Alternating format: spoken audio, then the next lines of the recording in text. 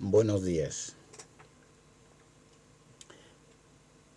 Una vez más vamos a tratar de poner un poco de, luz a esta ley de memoria democrática que a nuestro entender tiene mucha viga, mucha miga. Mucho, pero que mucho que descubrir. Lo escandaloso que es esta ley. Vamos a tocar dos aspectos que no se nos pasa de alto de esta ley. No solamente los aspectos de los aspectos polémicos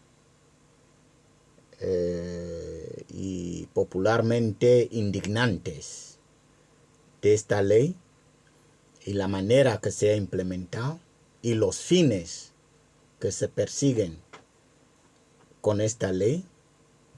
Ya estamos viendo las consecuencias unos pocos días después de su promulgación, su entrada en vigor, pero sobre todo en los aspectos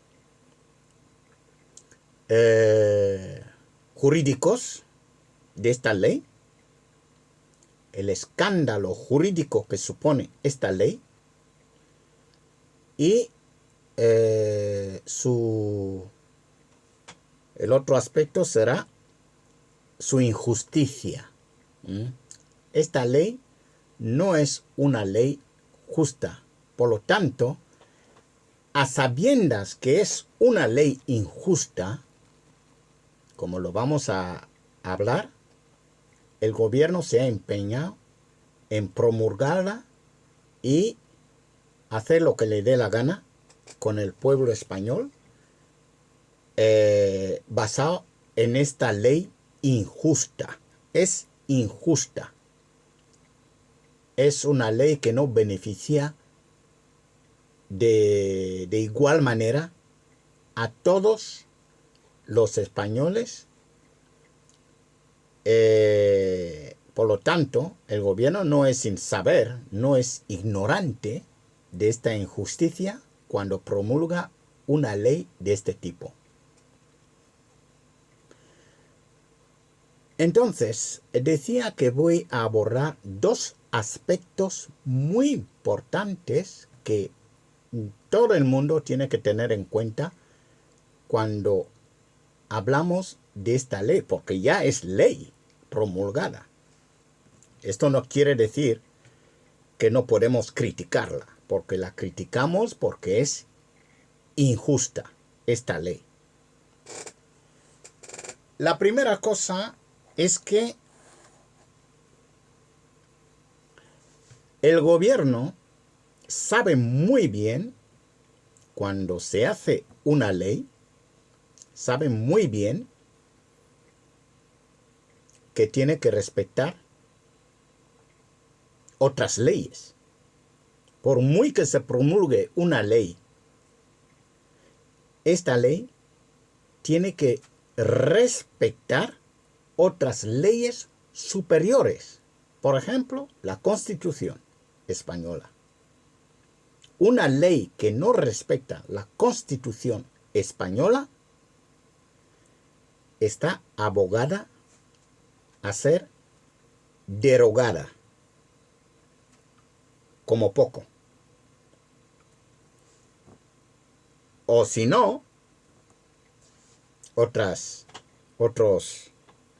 procesos más superiores para poder denunciar esta ley injusta. Vamos a la ley de memoria, entre comillas, democráticas. Hay un principio en derecho, en general, que es el principio que abra muy bien el oído cualquiera que haya redactado esta ley y cualquier que haya ideado esta ley de memoria, entre comillas, democrática, que abra muy bien los oídos. Hay un principio en derecho, un principio en España, un verdadero principio de derecho fundamental, que es la irretroactividad de una norma. Todo jurista entiende lo que estoy diciendo. Ahora, que quede bien claro que estoy hablando como ciudadano, ¿eh? Estoy hablando como ciudadano, pero un ciudadano que está interesado en la vida política, en la vida social, como yo no soy de los que se cruzan los brazos y cierran los oídos y los ojos ante lo que ocurre alrededor. Bien, entonces, estoy hablando como un ciudadano. Está en la Constitución prohibido, y lo veremos ahora, prohibido que una ley tenga efectos retroactivos. Una ley sancionadora o que implique quitar derechos, o una ley que perjudique a una persona no puede tener efectos retroactivos. Vamos a ir primero en el concepto mismo de irretroactividad. Vamos a hablar primero. El artículo 2 del Código Penal establece que el principio de irretroactividad de la ley penal consiste en que la ley penal no puede afectar situaciones que ocurrieron en el tiempo, en el pasado. Es decir, si hoy se promulga una ley en 2022, esta ley no puede aplicarse, los efectos de esta ley, las penas o los derechos que se puedan reducir o restringir a las personas afectadas por esta ley no pueden tener incidencia en hechos que hayan ocurrido antes de la entrada en vigor de la ley de hoy. ¿Vale? Esto está claro en cualquier ámbito del derecho procesal, penal, el derecho civil. Este principio viene a repetirse muchas veces y tiene fuente constitucional. Es decir, la Constitución española entiende en varios aspectos que tiene la retroactividad de la ley, tiene una serie de limitaciones y unas provisiones, yo diría, constitucionales.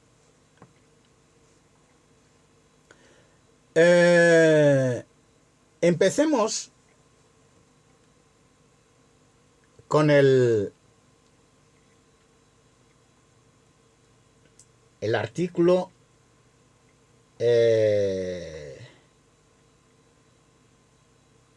vamos a ver si doy con él. El artículo 9. El artículo 9, precisamente el punto 3, tiene una regla constitucional por el cual se prohíbe la retroactividad de las disposiciones sancionadoras no favorables o restrictivas, que no es solamente la pena de prisión o no sé qué, no sé cuánto, restrictivas de derechos individuales, restrictivas de derechos individuales también,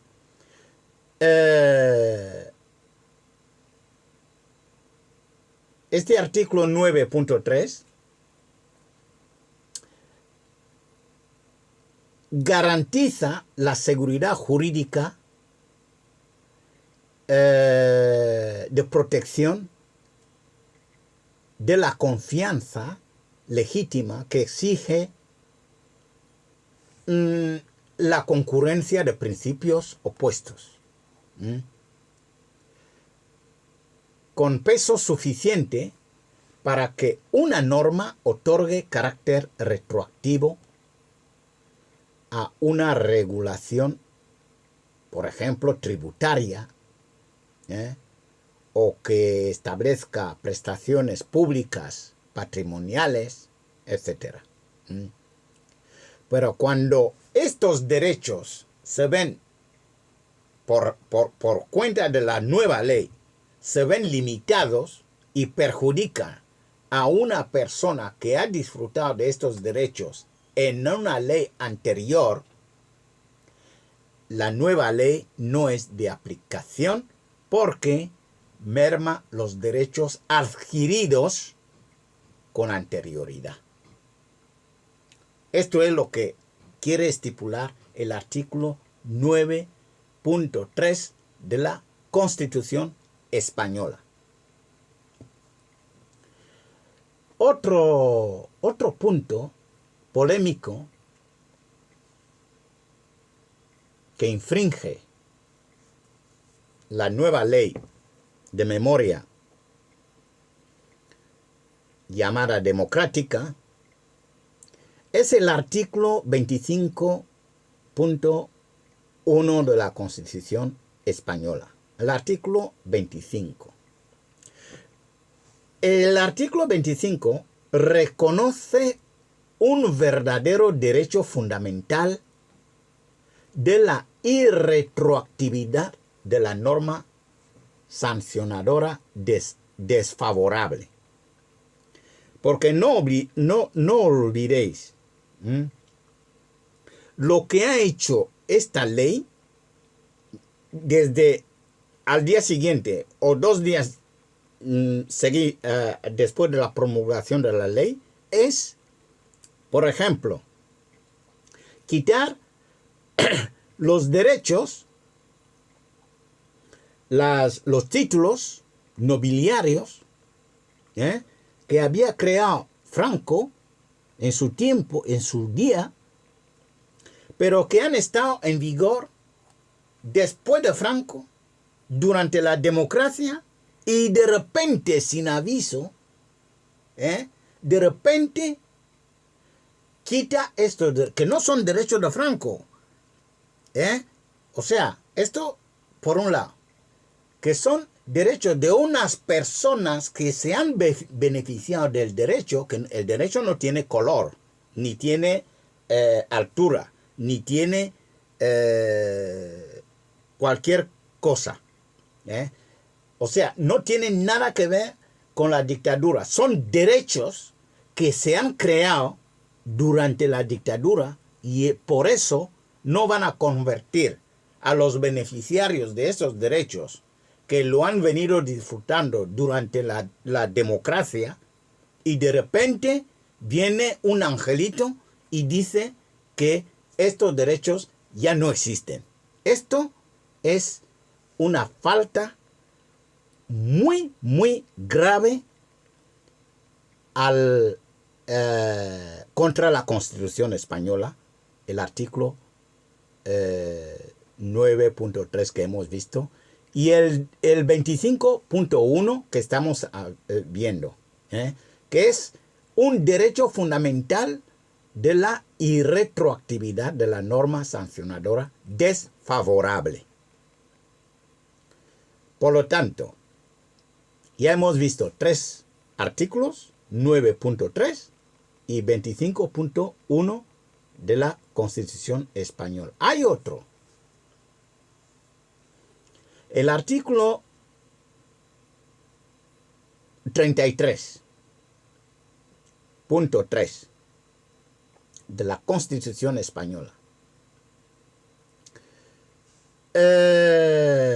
Aunque puede parecer que no contiene directamente ninguna prohibición de retroactividad de norma, pero obliga al legislador, en este caso es el gobierno el que ha promovido esto.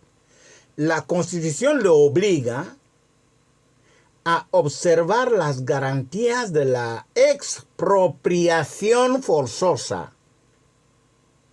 Las garantías de la expropiación forzosa. Esto ya es en otro ámbito, que es el ámbito, por ejemplo, catastral, pero garantiza que hay un derecho que es un derecho individual, que para poder expropiar a una persona de sus derechos, el legislador, y en este caso el gobierno, tiene que tomar todas las medidas para garantizar, para observar las garantías de la expropiación forzosa. Pero ya sabemos lo que es una expropiación forzosa. Es decir, si el interés común tiene que afectar nuestra propiedad privada o nuestros derechos individuales, el gobierno tiene que tomar todas las medidas, o la administración o quien sea, tiene que tomar todas las medidas adecuadas para resarcir los daños que puedan causar la expropiación de bienes y derechos individuales.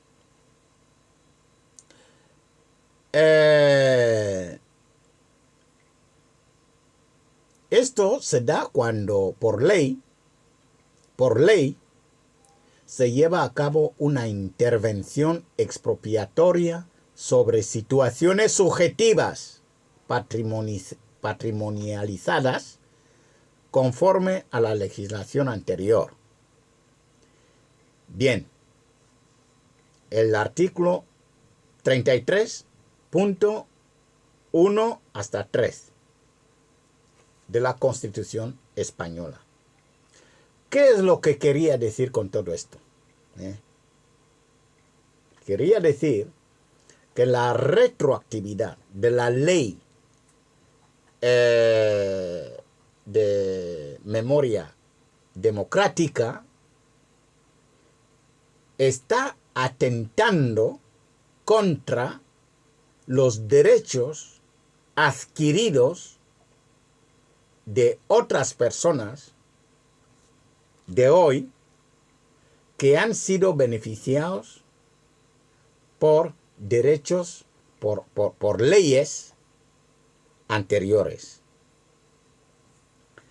Bien. Hace 2 días o 3 que se promulgó la ley, la llamada la la ley de memoria democrática. Ya tiene efectos de derechos adquiridos de más de 80 años detrás, pasando por 40 años de democracia. Y de golpe y porrazo, porque me da la gana, los voy a quitar y sin más. Esto atenta contra la Constitución española, ya lo he demostrado en los artículos 9.3, 25.1 y 33.3 de la Constitución española. Este es el primer aspecto de nuestra crítica de esta ley, pero una crítica fundada y una crítica seriamente interpeladora. Esto, cualquier jurista imparcial, con sangre fría, y que analice estos aspectos que estoy tocando, encontrará que esta ley merece la pena cuestionarla.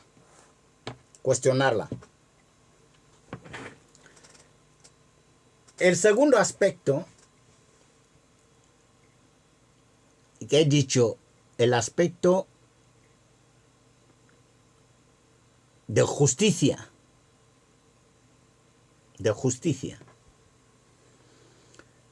El gobierno que ha aprobado esta ley saben muy bien que esta ley no es para todos. Esta ley no es para garantizar la estabilidad política de España, que es el mandato constitucional que le da al gobierno de España garantizar la paz, garantizar la convivencia entre los españoles. Y esta ley, el gobierno lo sabe muy bien, es una ley que es sumamente parcial. Trata la historia desde una prisma, y la historia de España, la historia reciente de España, no merece este tipo de tratamiento frívolo, no merece este tipo de tratamiento solamente desde la prisma de la situación que nos conviene resaltar de la historia,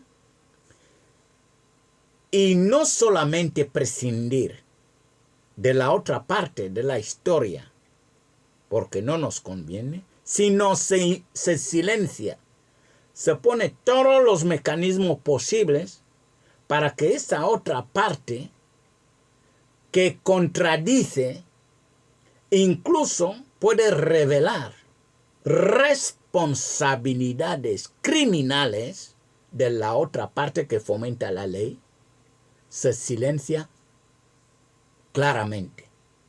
Se silencia. Esta ley,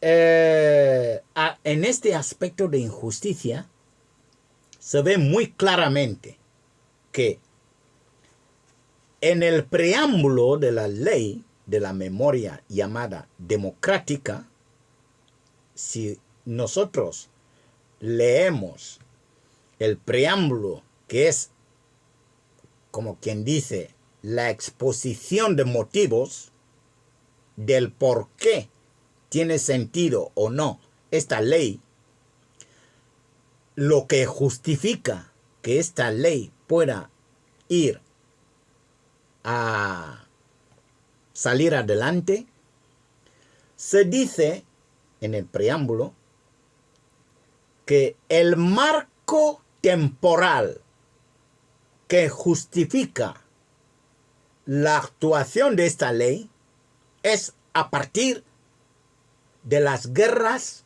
mundiales. Primer párrafo del preámbulo. O sea, es fácil leer. Es decir, esta ley tiene motivo porque desde las primeras guerras, las guerras europeas, la Primera Guerra Mundial, el principio del siglo XX, desde las primeras guerras mundiales, la Primera Guerra Mundial y la Segunda Guerra Mundial, hasta los acontecimientos de Blackbeard, de Auschwitz, en Alemania, el Holocausto, desde estas épocas de la primera mitad del siglo XX, se ha venido acrecentando, aumentando el ánimo de fomentar la memoria histórica de los pueblos. Siglo XX, principio del siglo XX. Da la casualidad que la propia ley, si hubiera mantenido este marco de investigación desde el principio del siglo XX hasta hoy, que se promulga esta ley, si se hubiera respetado este marco que la propia ley define, hubiéramos entendido que el gobierno estaba actuando de buena fe, en bien de España. Pero esta ley es tan injusta que pone el principio de su actuación, que los efectos, limita los efectos de esta ley a cierto tiempo y a cierta figura política de España. Es decir, parte de la guerra civil contra todo lo que huele a Franco es el objetivo de esta ley, con lo cual contradice a sí mismo. El gobierno se contradice en el sentido que si en el preámbulo habría que investigar las cosas desde el siglo XX, principios del siglo XX, Primera Guerra Mundial, Segunda Guerra Mundial, y nosotros nos preguntamos, lo que ocurrió en 1931, lo que ocurrió en 1934, no entra en los objetivos del gobierno en esta ley. Pero están dentro del marco definido en el párrafo primero.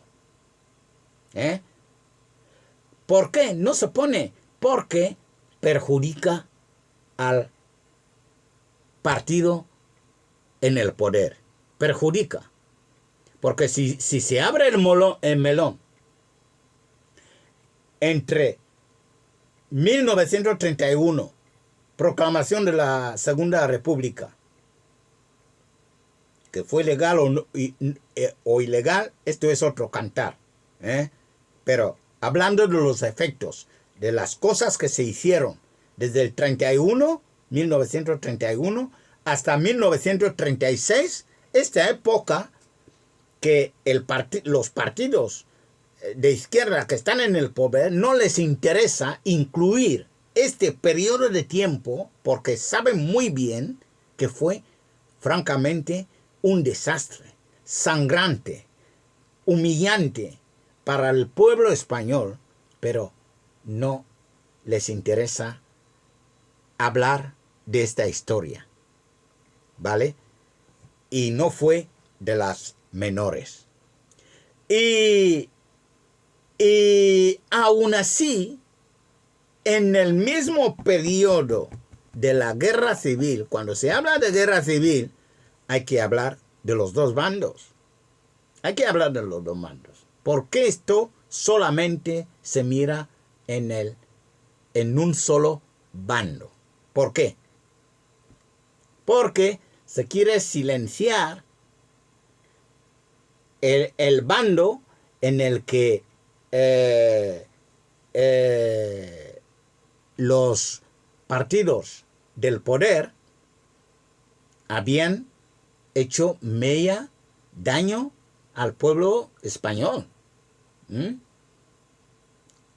No se investiga este lado esta otra parte de la guerra. Porque cuando se habla de guerra, Franco no luchó contra sí mismo, ¿vale? Había otro. Y había cosas que se hicieron, por ejemplo, sin tener que... a ver, que yo sepa, el presidente Azaña había prometido dar cuenta en el Congreso de los Diputados de cómo, qué es lo que se hizo con el dinero o los 516 toneladas, las 516 toneladas de lingotes de oro que se sacaron del Banco de España. Esto, 516 toneladas de oro. Cuando un presidente de gobierno saca esto de un país, lo mínimo que puede hacer es dar parte de la contrapartida que recibió de este dinero. Aunque sea en tiempos de guerra, tiene que dar respuesta a esto. Entonces, todo esto se quedó aparcado con la Constitución española. Es decir, blanquear a todo el mundo que había hecho fechorías. Estamos hablando de delitos de sangre. Todo el mundo que había tenido delitos de sangre, pues se había cogido y se había tapado. Con lo cual, el señor Sánchez y su gobierno han dicho: nosotros vamos a abrir el melón, pero a partir de aquí. Señor Sánchez, esto es injusto, que es la segunda parte que estoy abordando en esta ley de la memoria llamada democrática. Es solamente una pequeña rodaja del melón. Entonces, o se abre todo el melón para que los españoles sepan toda la verdad en todo, o responda usted por lo que ha llegado hasta nosotros de lo pasado.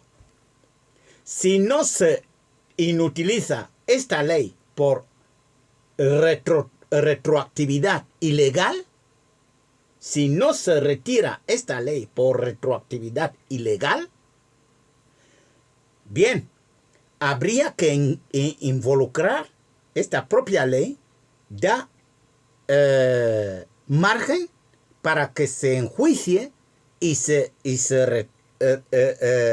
retrotraigan todos los abusos y todos los robos, todo lo que se hizo incorrectamente en el otro bando distinto al de Franco.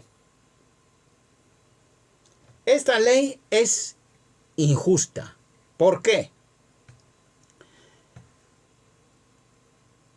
Me da que hay una fundación Francisco Franco. Me da que hay una fundación Francisco Franco. Estoy hablando sigo diciendo que estoy hablando como ciudadano. Y yo no milito en ningún partido político. ¿De acuerdo? Estoy más bien como un ciudadano. Y voy a decir una cosa. Como fundación, la Fundación Francisco Franco se ha creado en tiempo de la democracia. Se ha creado en tiempo de la democracia. Creación en tiempo de democracia. No es que Franco haya... No. Yo creo que, si yo no me equivoco, esta fundación, cuando se habló de crear esta fundación, yo ya estaba, que conocía el tema, se creó con una ley de fundaciones en vigor, ¿vale? Si esta memoria democrática va a redundar en prohibir, ilegalizar a la Fundación Francisco Franco, como se llame, como se llame, el nombre no tiene nada que ver. Si yo doy el nombre de Franco a mi hijo, ¿van a ilegalizar mi hijo?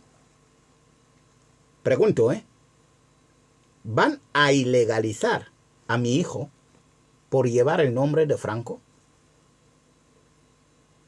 Creo que estamos yendo en una situación incontrolable. Lo que yo quería decir es que plantear y legalizar a la Fundación Francisco Franco es un intento más de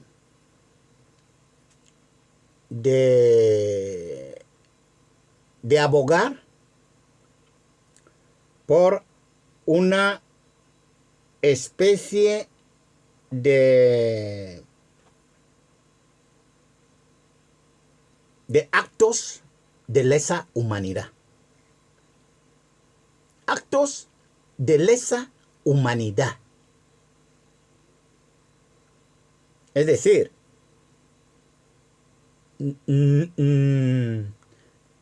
digan lo que digan, esta persona ha sido un personaje del país.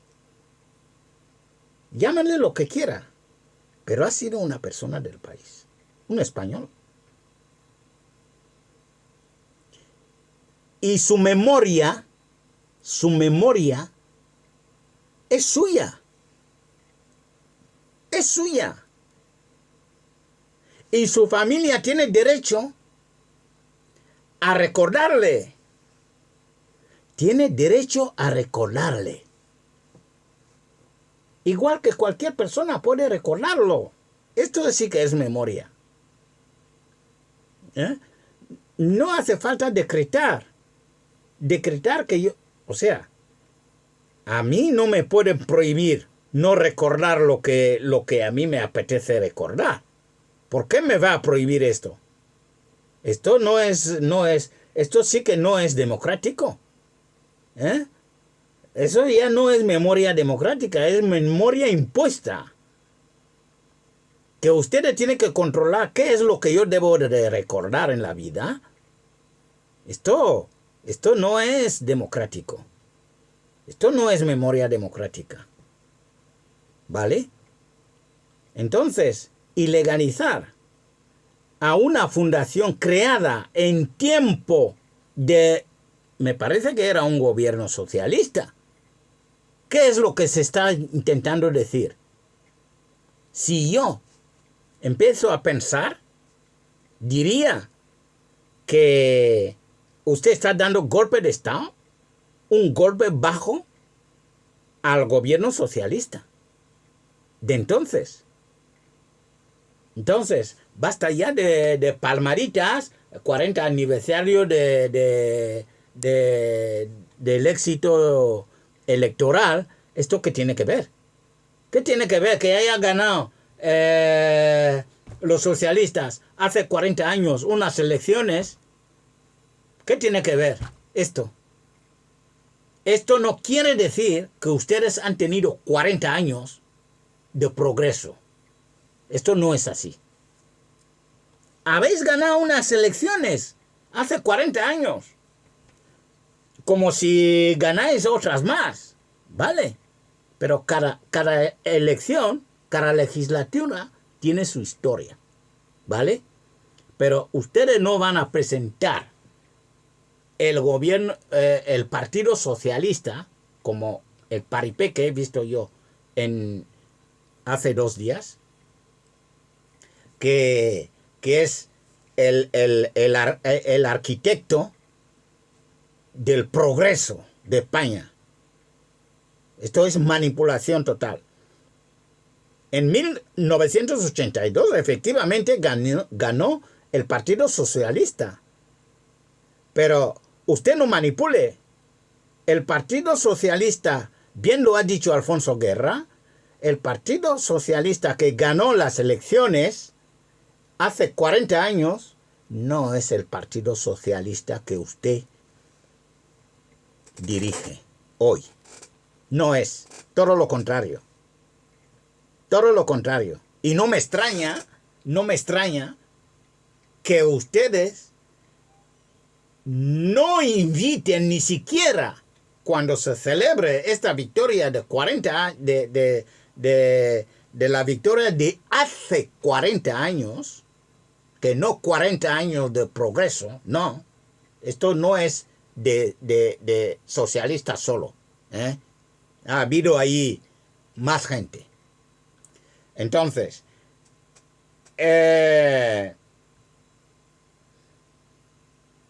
y que se olviden de imitar a Alfonso Guerra, porque saben que es díscolo y no se esconde, sabe muy bien, y lo dice muy bien, no es el Partido Socialista que ganó las elecciones hace 40 años.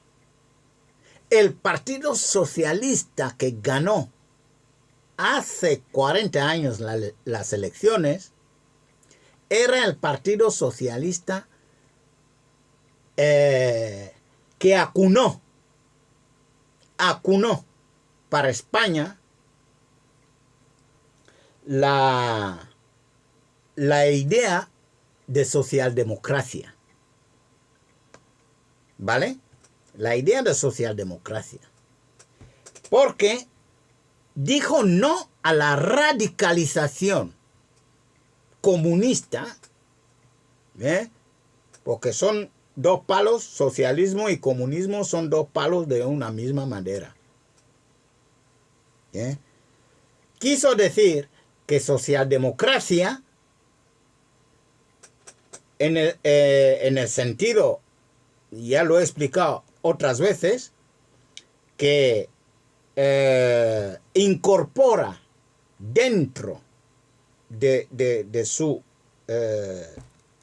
modus operandi el capitalismo como base fundamental para poder llevar a cabo el socialismo en España. Agarrarse en el capitalismo. El comunismo es a las antípodas del capitalismo. ¿Qué es lo que estamos viendo ahora? Ustedes están intentando no eliminar el capitalismo, sino aprovecharse del capitalismo para que un Estado, que es institución, que no son los ciudadanos, el Estado es una institución dirigida por unas élites políticas que son ellos los que gestionan todo. Primero, se llenan ellos los bolsillos. Segundo, les importa un comino que los ciudadanos tengan los bolsillos agujerados, les importa un comino. La concepción de centralizar todo lo que el capitalismo pueda regenerar en la maquinaria estatal es lo que caracteriza la aberración de este gobierno y de esta ley de memoria democrática. Bien, he hablado del capitalismo. Voy a concluir esta aberración de la ley de la memoria democrática, llamada democrática, que a mí me da un yuyuy para poderlo pronunciar. Vamos a abordar un tema capital, nunca mejor dicho.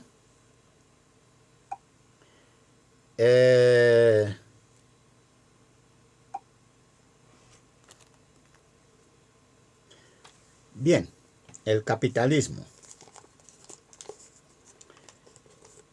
Voy a hacer un paralelismo antes de enseñarles este documento que les voy a enseñar. ¿Por qué? Yo me he hecho una pregunta.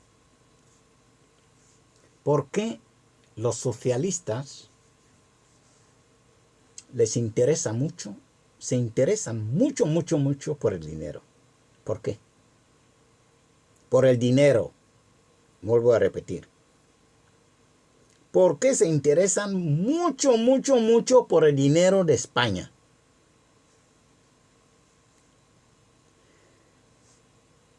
Voy a arrancar con la polémica del oro del Banco de España, sumado al atraco a mano armada, a los bienes personales, individuales, joyas, obras de artes, que los socialistas y sus sindicatos se apropiaron a la fuerza de la sociedad española en 1936. ¿Por qué este afán? ¿Por qué? ¿Por qué siempre tiene la vista puesta en el dinero? Y eso que son socialistas, ¿no? Socialistas. Se imagina uno que sería el interés de la sociedad primero. Pero a lo largo de la historia, la cosa no es tan social. El bienestar que tanto se nos llega a la boca, se nos llena la boca, el bienestar nunca llega con los socialistas. ¿Por qué? ¿Por qué? Hay unos hechos muy concretos que son innegables. Vamos a ver la historia del Banco de España. El Banco de España, si vemos la historia, la institución que está detrás del nacimiento del Banco de España, que antes fue el Banco San Carlos, el Banco San Fernando, etcétera, todo esto en la historia, es la monarquía española, la que creó por primera vez una institución económica para poder resolver el tema de la estabilidad económica de España después de las guerras en Cuba y todo esto. Bien, el Banco de España nace del impulso de la monarquía española para poder establecer, ya lo diré bien, un sistema financiero que pueda ayudar a la recuperación económica de España en relación con las inmensas pérdidas de las guerras de Cuba, por ejemplo. La monarquía española. Entonces, a la par está los progres que nunca vieron de buenos ojos que esta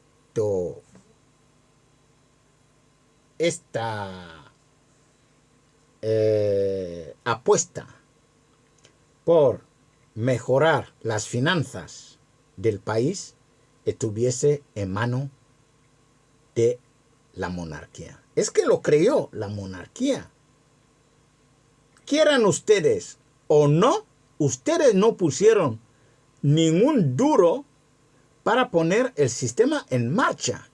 Y aquello nunca ha dejado de ser una ansia de dominar el Banco de España. Y para eso hay que eliminar el sistema democrático, el sistema monárquico. Esto no es que yo lo diga, es que la historia lo dice. La historia dice que el origen, la creación del Banco de España, que conocemos ahora como Banco de España y que se ha convertido en institución incluso importante a nivel europeo, no ha comenzado así. Comenzó gracias al impulso del rey Fernando a poner en marcha un sistema para poder mejorar, recuperar la situación financiera de España después de las guerras de Cuba. Esto es un hecho innegable. El que tenga duda, que lea la historia del Banco de España, que vaya al Banco de España y que lea la historia. Y verá que no estoy diciendo nada en balde. Primer dato.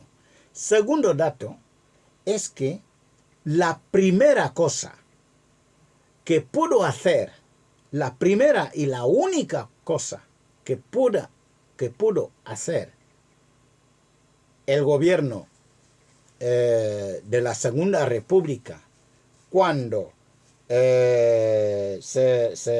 cuando la guerra civil era quitar el Banco de España, atacar el Banco de España y llevarse todo lo que tenía. Bueno, que lo ha llevado a Moscú, bueno, vale, pero tenía que dar respuesta al pueblo. Y Azaña dijo que iba a dar cuenta de esto. Miren los decretos que hay en la Moncloa si no lo han roto. Miren los decretos que hay archivados en Moncloa del 36 sobre este asunto. Dijo Manuel Azaña que en su tiempo dará cuenta al Congreso de los Diputados del destino y contrapartida de este dinero. Hasta hoy día. Bien.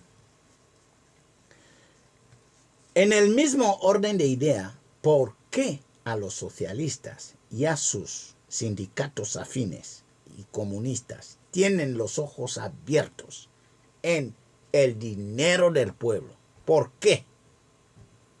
Siguiendo con esta pregunta, ¿os acordáis cuando después del estallido del COVID,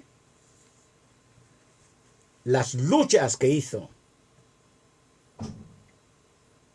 Sánchez a Europa para poder sacar tajada del...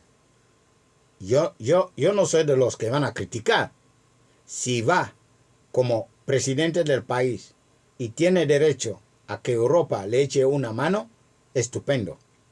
Pero ahora bien, utilízalo para lo que te han mandado. ¿Os acordáis los aplausos que casi se cae el techo del Congreso cuando se anunció lo que Europa había otorgado a España para la resiliación del COVID? Los aplausos que se llevó el PSOE, Pedro Sánchez, en el Congreso, simplemente por como si lo hubieran dicho, esto es para el PSOE. Unos aplausos que jamás en la historia de España hemos visto el Congreso de los Diputados. Mira, ha estado Zapatero, ha estado Felipe González, ha estado Rajoy. Han recibido dinero de Europa. Nunca hemos visto los socialistas tan entusiasmados con la ayuda que era para todos los españoles. Bien, ahora ya empezamos a tener las respuestas desde Europa. Empezamos a tener la respuesta de qué es lo que cómo se gestiona este dinero. Nosotros hemos avisado muchas veces. Hemos dicho que a nosotros nos huele que una de dos, o se guarda este dinero por algún sitio, por si no prospera la República, la Tercera República. Lo mismo que se hizo con el exilio dorado en 36. O este dinero se lo reparten entre ellos los que aplaudían en el Congreso. Una de dos. Pero nosotros no vemos. Lo que vemos es que muchos derechos, incluso los derechos que te dicen, usted tiene derecho a tal cosa, no te lo dan entero. Lo hemos visto. No te lo dan entero. Hemos visto a gente que le han dado, o sea, la mierda ¿cómo se llama? El ingreso mínimo vital. Ronda unos 400 y pico.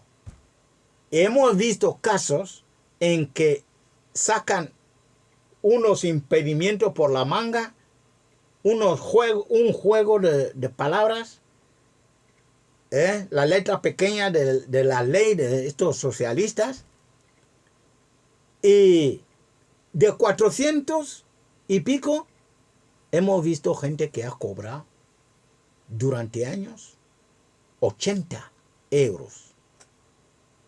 ¿Por qué? Si han reconocido un derecho.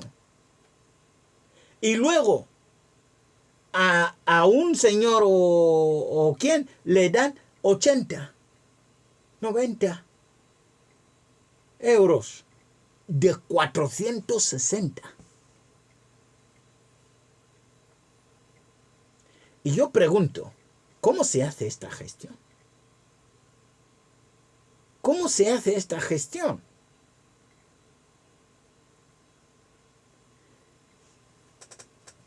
Luego, hemos visto que hay asociaciones que están aparcados de la circulación. Asociaciones. Que lo de la resiliación. Hay asociaciones que no son del gusto del gobierno y no tienen, es que no. O sea, dan vía libre a las asociaciones que a ellos les interesa. A ellos les interesa. Cuando este dinero no es para los que apoyan al gobierno o no. ¿eh? Esto es para la sociedad civil. Y este gobierno de sociedad civil entiende exclusivamente a los que le aplaudan. Esto es así. Esto es así. Si usted es una asociación, vas a sudar tinta negra. Tinta negra para tener una subvención. Y además, la publican hoy para cerrar el plazo en 15 días o 20 días. Con lo cual, está muy claro que antes de sacar la subvención al público, ya hay contactos entre los afines y hay que rellenar un montón de papeles que no te han dado ningún curso para llenar estos papeles. Hay que rellenar no sé qué, con un lenguaje técnico que solo ellos lo manipulan. Bien, pero y te lo sueltan así. Rellena. Y además, ¿qué manera rellenan? Está prohibido para hacer una solicitud que el gobierno te imponga o la institución administrativa te imponga un formulario. La persona o la institución que pide subvención tiene que expresar ella misma la subvención, por qué necesita la subvención. Debe ser libre. Que no que te impongan a ti rellenar según ellos quieren oír. ¿Vale? Esto es la sociedad civil. Y se lo trapichean entre ellos, rellenan las cosas y le ayudan y todo esto. Y cuando llega la fecha, pues mira, los que no hayan sido ayudados, pues se quedan atrás. Y ya no tienen subvención. ¿Vale? No tienen subvención. Pero además, la subvención que la OCDE estipula, que es para una serie de países, que son países pobres de la OCDE, pues no tienen límite. No tienen límite. El dinero que viene de la OCDE no es para que España o cualquier país lo limite a los de, no sé, la mayoría de Latinoamérica. ¿Qué pasa? Que no tenemos intereses en otros sitios más que en Latinoamérica. ¿Qué es lo que qué es el compromiso que estáis devolviendo a Latinoamérica para que todo lo que venga de la UCD vaya exclusivamente, prioritariamente a Latinoamérica? Son las cosas que estamos hablando en el sentido de que esto huele a chamusquina. Esto huele a chamusquina.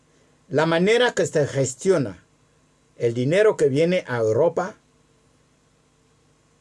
nosotros hemos manifestado en más de una ocasión nuestra duda seria en que esto no se va a convertir en otro atraco a la economía española. Miren,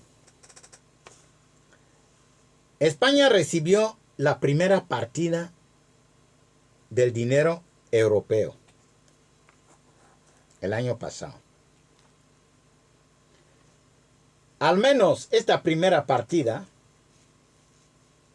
una de las partidas, ha llegado en la mesa de la señora Mónica Hohlmeier, que es la responsable del control presupuestario de la Unión Europea, Y ha hecho unas declaraciones que vienen a corroborar nuestros temores. Y esto, de verdad, cualquiera, partidos políticos de la oposición o de lo que sea, lo tenéis que tomar muy en cuenta. De verdad. Porque si no, la sociedad civil también tenemos potestad de reclamar transparencia real de lo que se hace con la ayuda, las subvenciones europeas. Tenemos casi la obligación de hacerlo. Ya estamos arrinconados de siempre. Los sindicatos no son sociedad civil. Al menos aquí en España, hablar de sindicatos es hablar de milicias socialistas y comunistas. Son policías políticas. Luego no son interlocutores válidos para la sociedad civil. Sirven sus intereses económicos ligados al gobierno.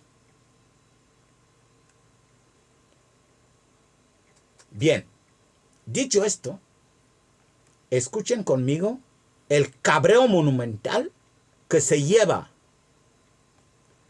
la Comisión Europea a través de la señora Mónica Hohlmeier, responsable del control presupuestario de la Unión Europea.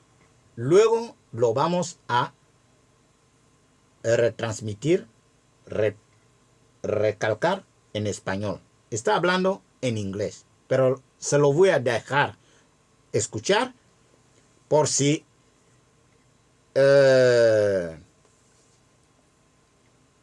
para que ustedes lo escuchen,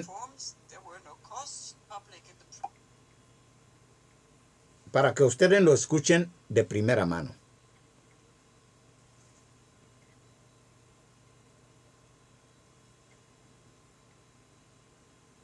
Public in the press. Okay, we were informed now because we will receive questions. What do you tell us about the RRF and the success of the RRF? And I have to tell them, okay, there are reforms in Spain at the moment. For these reforms, there were no costs, but Spain received therefore 11.5 billion. But I don't know, they are now in the Spanish budget, and I have no clue what they did with it. I don't think that this is the solution for that you want to present to us, because this would be quite detrimental for the public recipients. Public in the press. Okay, we were informed now. Bien. ¿Qué dice la señora Mónica Hohlmeier, que es la presidenta de la Comisión de Control del Parlamento? Control presupuestario. Dice que su intervención es a la atención del público en general y a la prensa. O sea, la Comisión Europea está hablando al público en general y a los medios de comunicación. Cuando se hace una tal declaración en público y para los medios de comunicación, es que esta señora está ya hasta aquí. De España, del gobierno español.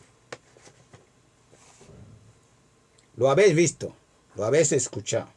Os lo voy a traducir algo. Es decir, dice, claro, ustedes nos preguntarán, el tema es que el gobierno español ha presentado unos presupuestos y ha presentado unos informes, supuestos informes de la gestión del dinero que ha recibido, las partidas que ha recibido, y estos informes no convencen a la comisaria esta. No les convence.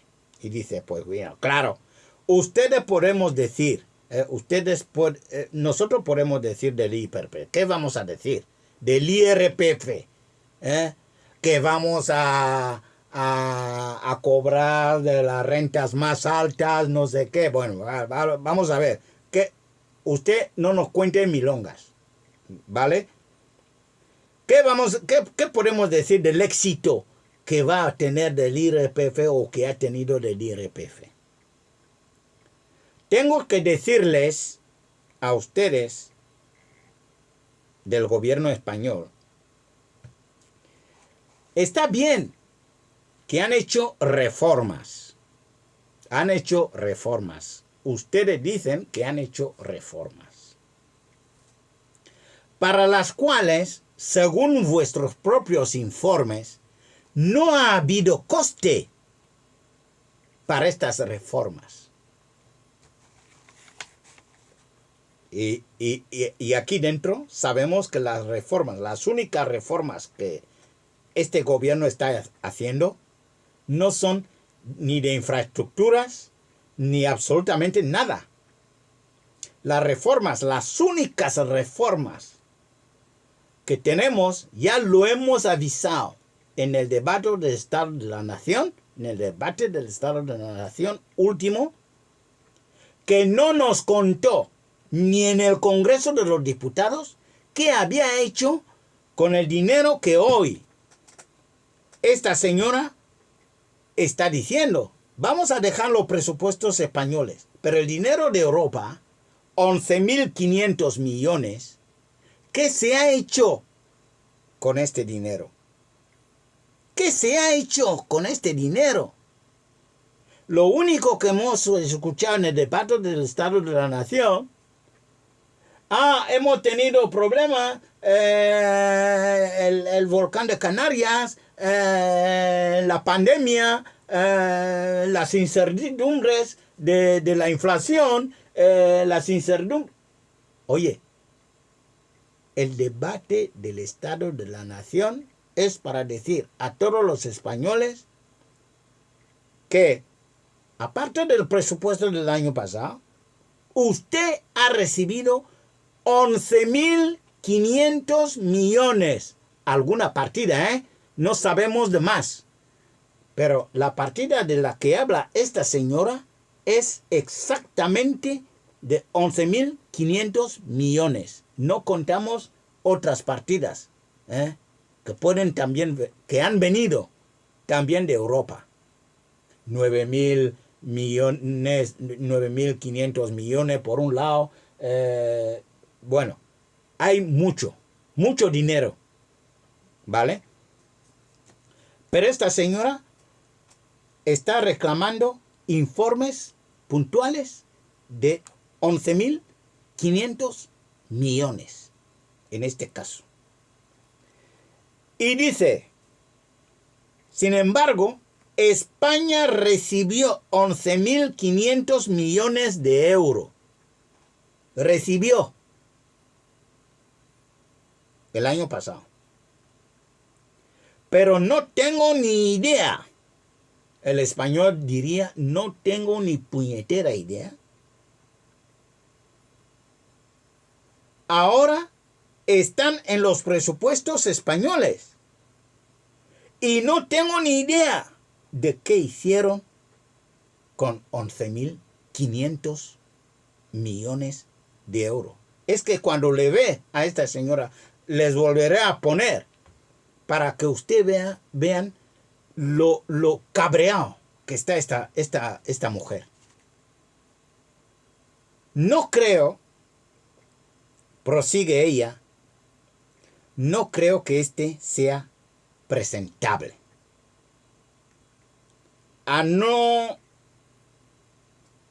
Porque esto no mejora una percepción pública que el público pueda entender. No ayuda a una percepción pública del tema. Esto es lo que dice esta señora. Fíjense otra vez